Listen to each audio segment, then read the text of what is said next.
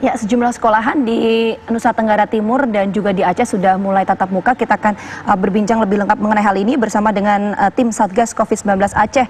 Ada Bu Kurnia. Selamat pagi. Assalamualaikum Bu Kurnia. Waalaikumsalam, selamat pagi Mbak. Juga sudah bergabung bersama kami ada Pak Jimmy Osiasi, orang tua siswa di Sumba. Selamat pagi Pak Jimmy. Selamat pagi Mbak. Saya mau ke Bu Kurnia dulu. Bu Kurnia, ini di Aceh sekolahan sudah mulai dibuka sejak kapan? Khusus untuk Kota Sebulu Salam kita mulai pembelajaran itu di awal semester tahun ajaran baru Mbak. Jadi di tanggal 13 Juli kita sudah mulai sekolah.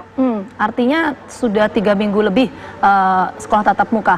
Evaluasi dari tim gugus tugas COVID-19 di Aceh seperti apa? Khusus untuk Kota Sebulu Salam, ya SMA Simpang Kiri, saya memang tergabung dalam tim gugus COVID-19. Kita tetap mengikuti protokoler kesehatan meskipun kita berada di zona hijau.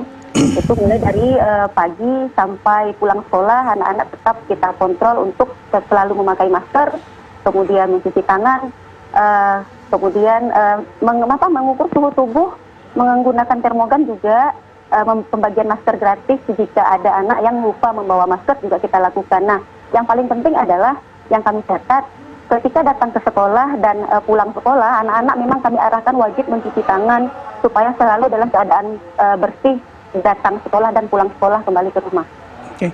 Kalau untuk memantau pelaksanaan pengawasan ini ada tim khusus lagi atau diserahkan semua pada sekolah, Bu Kurnia?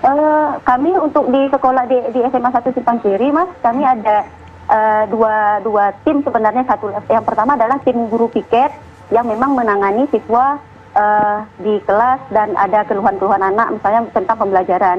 Kemudian untuk tim gugus COVID-19 kami bekerja memang khusus untuk memantau keadaan siswa mulai dari datang sekolah sampai pulang sekolah untuk tetap berada mengikuti protokoler kesehatan seperti yang diarahkan oleh pemerintah.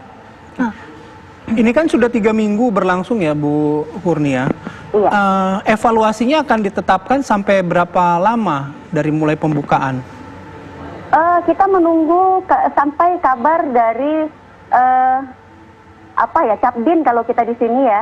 Jadi menunggu kabar sampai kapan kita masih sekolah. Selama memang Sebulu Salam masih zona hijau, kita akan tetap berlaku sekolah tatap muka.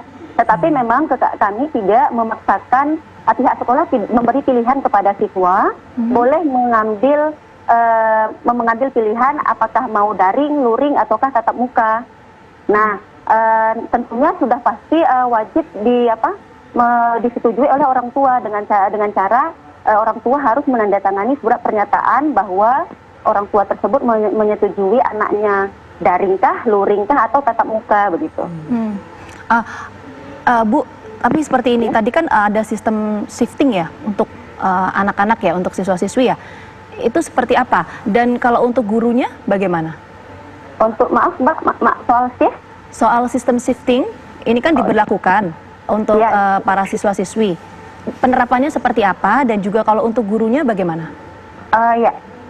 Untuk sekolah kita, itu kan biasa kita karena posisinya normal sekarang, kita persingkat durasi waktu belajar dari 7.30 sampai jam 11.45. Nah, anak-anak sekolah itu berlaku shift A dan shift B. Jadi mereka belajar hanya 3 hari dalam seminggu. Jadi 3 hari pertama shift A, kemudian 3 hari berikutnya adalah shift B. Ya. Bu, protokol kesehatan sudah diberlakukan, tapi ada tidak sih Bu dari tim gugus tugas COVID-19 misalnya melakukan pemeriksaan kepada siswa-siswi rapid kah atau swab untuk memastikan bahwa mereka ini kondisinya aman? Karena kan perlintasan antar zona ini kan sangat dinamis ya Bu ya, meskipun sekolah-sekolah di Aceh itu masuk ke zona hijau. Oh iya, khusus untuk SMA 1 Simpang Kiri memang ada temuan kemarin ketika liburan Idul Adha. Ada siswa-siswa kita yang kadang pulang ke kampung halaman ataupun rekreasi ke tempat wisata. Nah, karena kita mengikuti protokoler kesehatan, memang kami bekerja ekstra di seluruh tim SMA 1 Simpang Kiri itu mulai dari datang sekolah. Nah, siswa yang kami deteksi bepergian keluar kota pergi ke tempat taman wisata ya, tentunya juga itu wajib kami wajibkan untuk memilih karantina atau rapid test. Nah, untuk rapid test sendiri itu kan ada yang jalur gratis, Mbak. Nah, untuk jalur gratis itu biasanya kami mengarahkan anak-anak untuk mengambil dulu surat ke kepala desa, lalu membawa surat keterangan tersebut ke RSUD, nanti akan dites rapid di RSUD. Nah, namun jika orang tua tidak mengizinkan anaknya untuk di rapid test, maka kami menyarankan anak-anak tetap karantina selama 2 minggu di rumah. Dan sudah pasti memang mereka wajib mengerjakan tagihan tugas-tugas dari guru, nanti akan dikirimkan via WA group atau langsung ke anaknya. Jadi Baik. karantina 2 minggu, tapi tagihan tugas tetap dilaksanakan dari rumah. Baik, terima kasih Ibu Kurnia atas waktunya. Semoga sehat selalu bagi siswa dan juga para guru di sana ya Bu. Amin ya Rabbal Alamin. Sekarang kita beralih ke Pak Jimmy. Pak Jimmy ini orang tua dari siswa di Sumba, Nusa Tenggara Timur. Nah, selamat pagi Pak Jimmy. Selamat pagi, Pak. Pak Jimmy anaknya kelas berapa aja Pak? Kelas 10 dan 11. Nah, berarti anaknya sudah sekolah tatap muka ya? Sudah. Sudah. Boleh nggak Pak diceritakan pertimbangan Bapak memperbolehkan 2 anak Bapak ini sekolah tatap muka? Ya, kalau saya mempertimbangkan memberi izin untuk sekolah, lebih bagus memang mereka sekolah tatap muka, karena persoalannya untuk di Sumba Timur ini kan kami sudah masuk dalam zona hijau. Jadi ketakutan untuk terjangkit lagi itu sudah sangat kecil. Begitu. Sebelum diberlakukan sekolah tatap muka kan tentu ada sistem pembelajaran daring atau online ya Pak ya. Sempat apa saja sih Pak kendala yang dialami Pak ketika sistem pembelajaran daring? Itu kan berpengaruh pada kendalanya itu adalah soal jaringannya yang kurang bagus, jaringan internetnya. Nah, untuk sekolah tatap muka ini sudah berapa lama Pak di tempat Bapak? Sudah berlaku 2 minggu, Pak. Berlaku 2 minggu. Nah, selama 2 minggu ini Bapak nih dari orang tua, sebagai pihak orang tua tidak ada khawatir Pak, meskipun zona hijau ya Pak ya, karena kan sifatnya juga dinamis, bisa zona hijau, tiba-tiba kuning, apalagi merah. Ada sampai kekhawatiran itu nggak Pak? Ya, kekhawatiran itu memang ada, cuman kami kan, saya sebagai orang tua pasti ada memproteksi anak dengan ya tadi mengingat untuk membersihkan tangan, menggunakan hand sanitizer dan menjaga jarak. Ya. Nah Pak Jimmy dapat informasi dari anak Pak Jimmy nggak di sekolah itu penerapannya bagaimana untuk anak-anaknya? Sudah mematuhi semua kan untuk protokol kesehatannya? Sudah, setiap kali memasuki sekolah pasti mereka memakai termogan, pengukur suhu, dan yang tidak pakai masker dikasih masker. Jadi sebelum masuk pun masih mencuci tangan, di setiap depan kelas itu masih disiapkan wadah untuk mencuci tangan dengan sabun. Oke. Tapi kalau dari pihak orang tua dilibatkan nggak Pak bersama pihak sekolah untuk sama-sama menjalankan protokol kesehatan mulai dari rumah, kemudian perjalanan dan hingga sampai sekolah? Halo Pak Jimmy? Bisa diulangi Pak? Bisa diulangi, tadi nggak dengar. Pihak keluarga atau Pak Jimmy sebagai orang tua dilibatkan nggak sama pihak sekolah untuk sama-sama ikut memantau pelaksanaan protokol kesehatan mungkin dari rumah, ketika perjalanan ke sekolah, dan berada di sekolah? Bentuk komunikasinya bagaimana dengan pihak sekolah?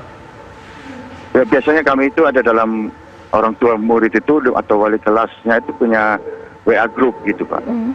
Jadi kami komunikasinya melalui WA group gitu. Jadi kami pantau perkembangannya itu dari komunikasi di grup dengan wali kelas.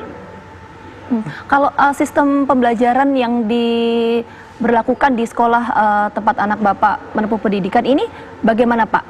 Berapa jam sekolahnya? Ada diberlakukan shifting atau tidak?